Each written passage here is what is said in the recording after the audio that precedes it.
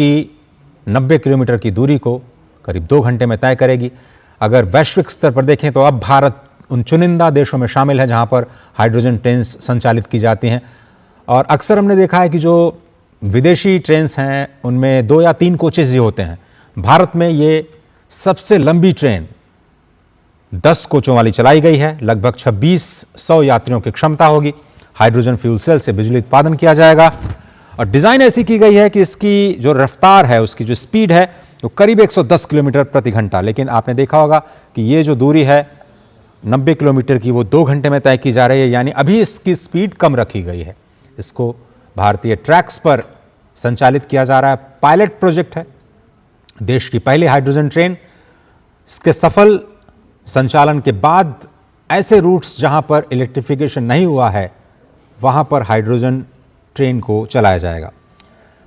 होगा इससे यह कि जो डीजल पर निर्भरता है, और अभी बहुत बड़ा शेयर नहीं है डीजल ट्रेन्स का हमारे देश में, उसको रिप्लेस करने में मदद मिलेगी, कार्बन उत्सर्जन घटेगा।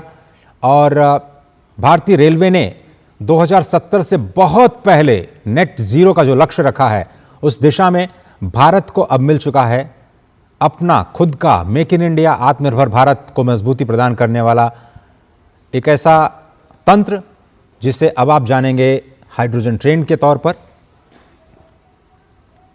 और आज भारत उन चुनिंदा विकसित देशों की कड़ी में शामिल हो चुका है जहां पर अत्याधुनिक सुरक्षा प्रणालियों के साथ इस नई नमो ग्रीन ट्रेन का संचालन किया जाएगा। आपको पता है कि इस ट्रेन में कई आधुनिक सुरक्षा प्रणाली लगाई गई हैं, जैसे कि हाइड्रोजन गैस लीक डिटेक्टर। जैसे ही कोई लीकेज होता है तुरंत डिटेक्ट कर लिया जाएगा उसको। आग और धुएं का पता लगाने वाले जो अल्ट्रा सेंसिटिव सेंसर्स हैं वो भी इसमें लगाए गए हैं। तापमान की निगरानी करने वाले सिस्टम्स हैं। किसी भी तरह की परेशानी को रोकने के लिए सुरक्षा सुनिश्चित की गई है। हाइड्रोजन कैसे आती है, तो जींद में पहले से ही ग्रीन हाइड्रोजन उत्पादन संयंत्र स्थापित किया गया है और वहां पर इलेक्ट्रोलाइसिस के जरिए पानी को हाइड्रोजन और ऑक्सीजन में विभाजित किया जाएगा। हाइड्रोजन को इकट्ठा किया जाएगा और उसके बाद हाइड्रोजन टैंक्स में उसको फिल किया जाएगा और उससे ही बिजली बनाई जाएगी, जिससे कि ये ट्रेन चलेगी। इसका जो बाई प्रोडक्ट है वो केवल वाटर वेपर है, यानी केवल पानी की भाप। प्रदूषण बिल्कुल नहीं, जीरो प्रदूषण। ट्रेन में बड़े बड़े हाइड्रोजन टैंक्स, जिनकी तस्वीरें हमने आपको दिखाई।